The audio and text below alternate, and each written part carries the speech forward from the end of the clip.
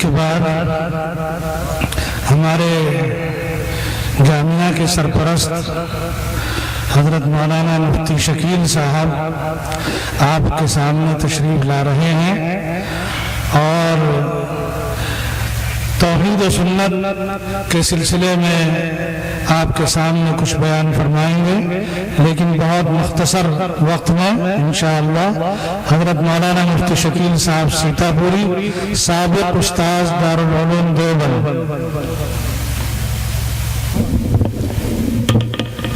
بسم اللہ الرحمن الرحیم، الحمدللہ رب العالمین والصلاة والسلام علی محمد سید المرسلین وعلی آلہ واصحابہ اجمعین، اما بعد۔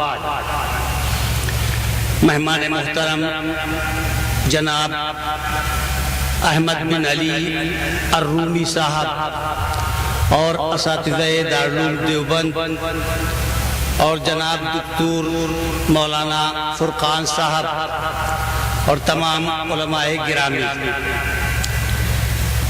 ہمارے مولانا فرقان صاحب جتنے حضرات بیٹھے ہوئے ہیں اور پورے بجنور ضلع میں اور بجنور ہی نہیں اور بہت سے اضلاع میں میرے خیال میں جتنا انہوں نے پڑھا لکھا ہے، عربی علوم جتنی مدت تک انہوں نے حاصل کیے ہیں، ہم میں سے اتنا وقت تعلیم میں کسی نے نہیں لگایا۔ حفظ قرآن کیا، تجوید پڑھی، دارالعلوم دیوبند سے فراغت حاصل کی، مدینہ یونیورسٹی سے فارغ ہوئے، پھر پی ایچ ڈی کیا اور 10 سال تک مدینہ منورہ میں رہنے کی سعادت ان کو حاصل ہوئی۔ تو اتنی مدت تک تعلیم اور تحصیل علم شاید ہم میں سے کسی نے نہیں کیا۔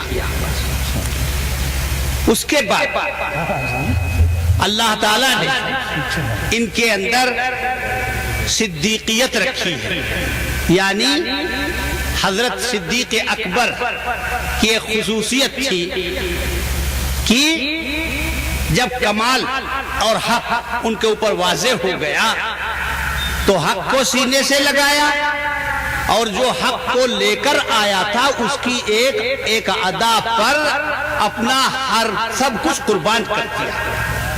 کمال سے محبت کرنا اور صاحب کمال کے لیے قربانی دینا، عشق، فدائیت، وفا ان کے خمیر میں ہے۔ جب سے بچپن سے دیوبند میں حضرت مولانا معراج الحق صاحب کے اوپر دل و جان سے یہ قربان تھے، اور ان کے علاوہ جن اساتذہ نے ان کے دل میں گھر کیا اور جو اساتذہ ان کو بھا گئے اور جن اساتذہ کو انہوں نے سمجھا کہ یہ ہمارے محسن ہیں، ان کی ایک ادا پر انہوں نے اپنا سب کچھ نشاور کر دیا۔ تو وفا اور عشق ان کی فطرت میں ہے۔ ایسا مخلص، ایسا متقی، اسلام کا ایسا سرفروش سپاہی بجنور شہر کو ملا ہے اور بجنور ضلع کو ملا ہے، یہ بجنور کی خوش نصیبی ہے۔ مگر صاف بات کہہ دینی چاہیے، چمن میں تلخ نوائی میری گوارا کر، کہ زہر بھی کبھی کرتا ہے کار تریاقی، کڑوی دوا شفا کا باعث ہوتی ہے۔ افسوس یہ ہے کہ مرے تھے جن کے لیے وہ رہے وضو کرتے، میری نماز جنازہ پڑھائی غیروں نے۔ بجنور کے اطراف سے تو لوگ آتے ہیں اور یہاں کے جلسے کی زینت بنتے ہیں، مگر کئی جلسوں میں ہم آئے، جس طرح جوق در جوق شہر کے لوگوں کو آنا چاہیے اتنے جوق در جوق شہر کے لوگ نہیں آتے۔ میرے بھائیوں، ناقدری کا ٹھپا اپنے اوپر نہ لگاؤ۔ دنیا میں کمالات اور دنیا میں خدمتیں ہمیشہ حوصلہ افزائی کے زیر سایہ پرورش پاتی۔ اگر آپ نے حوصلہ افزائی نہیں کی اگر آپ نے اپنے مخلص خادم کا استقبال نہیں کیا تو آپ اپنے مخلص خادم کو خود دفن کرنے والے اور ناقدروں کی تاریخ میں آپ کا نام لکھا جائے گا۔ دل کا سودا مجھے کرنا نہیں تحقیر کے ساتھ، جان حاضر ہے اگر لیجئے توقیر کے ساتھ۔ واقعی میں بلا خوف لومت لائم کہتا ہوں کہ یہ شخص ایسا ہے جو سر پر بٹھانے کے لائق۔ ہم نے بچپن سے اب تک ظاہر و باطن ان کا سب کچھ دیکھا ہے، سرد و گرم ہر موقع۔ نہ ان کو مال سے محبت ہے، نہ ان کو کھانے کا شوق ہے، نہ ان کو پہننے کا شوق ہے، نہ ان کو نمائش کا شوق ہے، نہ ان کو سیاست کا شوق، صرف کتاب و سنت کی خدمت اور آپ کی نسل کو پروان چڑھانے کا شوق۔ ایسے مخلص خادم کی اگر آپ نے قدر نہیں کی تو احسان فراموشی کا گویا آپ باب نکلے۔ دل کا سودا مجھے کرنا نہیں تحقیر کے ساتھ، جان حاضر ہے اگر لیجئے توقیر کے ساتھ۔ اس لیے ارباب شہر سے میری مؤدبانہ گزارش ہے کہ آپ ایسے مخلص خالد کا استقبال کیجیے، ورنہ عند اللہ آپ سے مواخذہ ہوگا کہ آپ نے اتنے ولولے والے اور اتنے جوش والے خادم کے جذبات کو سرد کرتا۔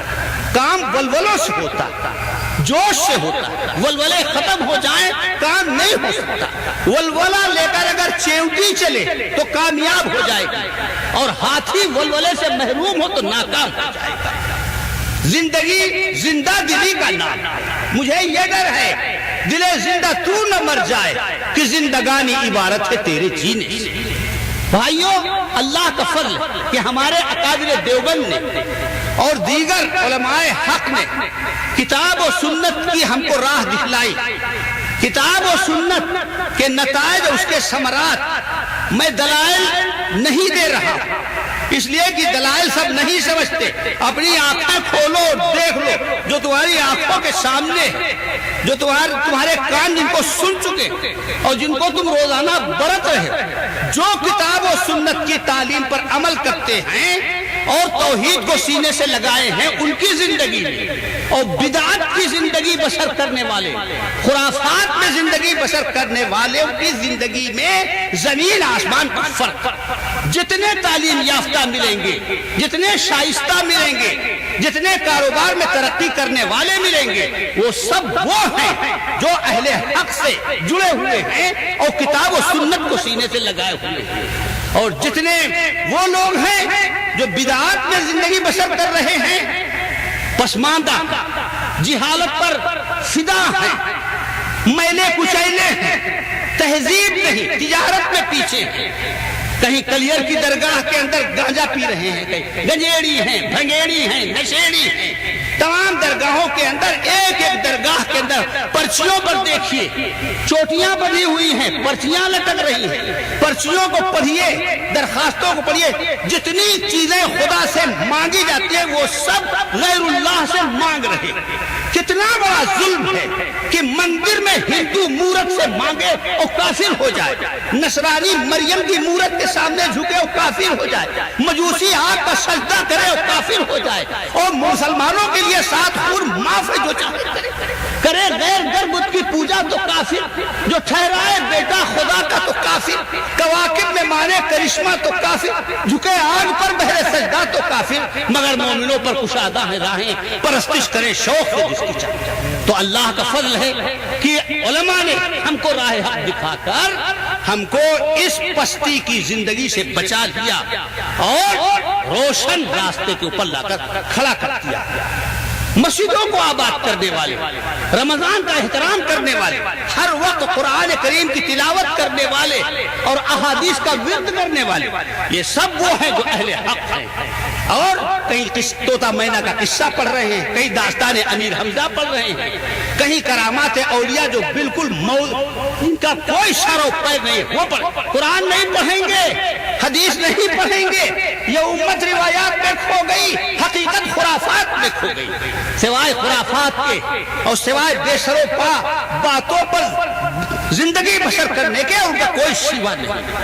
500 سال سے مسلمان زوال کا شکار ہے، اور زوال کی ایک بڑی بنیاد یہ ہے کہ ایک بہت بڑی حقیقت کو مسلمانوں نے نظر انداز کر رکھا۔ وہ حقیقت کیا ہے؟ زندگی میں سب سے بڑی حقیقت عمل۔ اگر کوئی وسیلہ، اگر کوئی سہارا ہے، اگر کوئی ذریعہ ہے تو پیر و فقیر نہیں ہے، بلکہ سب سے بڑا وسیلہ عمل۔ پوچھیں گے تم لائے کیا اعمال ہو، یہ نہ پوچھیں گے کہ کس کے لال۔